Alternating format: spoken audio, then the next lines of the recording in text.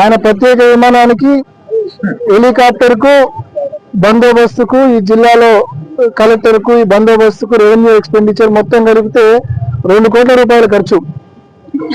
2 కోట్ల రూపాయల ఖర్చు చేసి ఆయన కేవలం వచ్చి ఒక 4,000 రూపాయల పెన్షన్ ఇచ్చి మళ్ళా విమానం ఎక్కి వెళ్ళిపోతున్నాడు. అంటే ఇది సబబేనా? అంటే మనకు పబ్లిసిటీ పిచ్చి ఉండొచ్చు కానీ ఇంత పరాకాష్ట ఉండకూడదు కదా.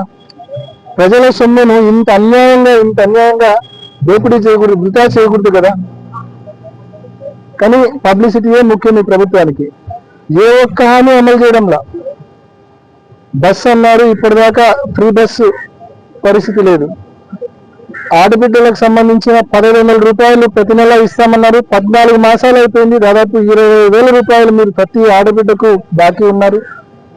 అడిగితే రీసెంట్ గా వాళ్ళ మంత్రి అంటా ఉన్నాడు, ఆంధ్ర రాష్ట్రం అమ్మితే గానీ ఆ హామీలు అమలు చేయలేమని చెప్పి అమ్ముతా ఉన్నారు అని చెప్పి చెప్తా ఉన్నారు.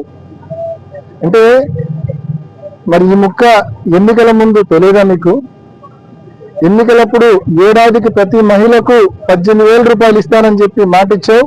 ఎన్నికలు అయిపోయినాక అమలు చేయని చెప్పి గట్టిగా అడిగితే రాష్ట్రాన్ని నమ్మినా కూడా ఈలేమని చెప్పి నువ్వు మాట్లాడుతూ ఉన్నావంటే ఎంత అన్యాయం అని చెప్పి ప్రశ్నిస్తా ఉన్నాం. అంటే ఆ రోజు నువ్వు అన్నావు, జగన్మోహన్ రెడ్డి గారు నవరత్నాల్లోని ప్రతి హామీ అమలు చేసినారు. కోవిడ్ వచ్చినా, రాష్ట్ర ఖజానాకు రాబడి రాకపోయినా, ఎన్ని ఇబ్బందులున్నా కారణాలు వెతకలేదు. చెప్పిన ప్రతి వాగ్దానాన్ని అమలు చేసి చూపించారు జగన్మోహన్ రెడ్డి గారు. ఆ రోజు 5 సంవత్సరాల్లో జగనన్న ప్రభుత్వంలో 3.5 లక్షల కోట్ల రూపాయలు అప్పు చేస్తే రాష్ట్రం శ్రీలంక అవుతుందన్నావు, రాష్ట్రం సోమాలియా అవుతుందన్నావు. ఈరోజు 14 మాసాల్లో నువ్వు 2 లక్షల కోట్ల రూపాయలు అప్పు చేసినావు. మరి ఏం కావాలి రాష్ట్రం ఇప్పుడు? అంటే 60 నెలల్లో 3.5 లక్షల కోట్లు ఆయన అప్పు చేస్తే ఇన్ని మాటలు అన్నావు నువ్వు అప్పుల గురించి.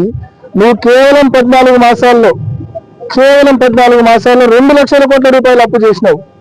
అంటే 60 నెలలకు పోయే కొద్దీ ఇది ఏ 9 లక్షలకో 10 లక్షలకో పోతుంది. నువ్వు చేసే అప్పు 10 లక్షల కోట్ల రూపాయలకు అప్పు పోతుంది నువ్వు ఈ 60 మాసాల్లో. ఈ మాదిరి అప్పు చేసి కూడా నువ్వు సంక్షేమ పథకాలు అమలు చేయలేకున్న అసమర్థ నాయకుడు, అసమర్థ ప్రభుత్వం కాదా ఇది అని చెప్పి ప్రజలు ప్రశ్నిస్తా ఉన్నారు. మరి ఇవన్నీ ప్రశ్నిస్తా ఉన్నారు కాబట్టి డైవర్షన్ పాలిటిక్స్. జగన్మోహన్ రెడ్డి గారు ఏ సమస్య మీద రోడ్డెక్కినా కూడా వేలాదిగా ప్రజలు సంఘీభావం తెలుపుతా ఉన్నారు కాబట్టి డైవర్షన్ పాలిటిక్స్.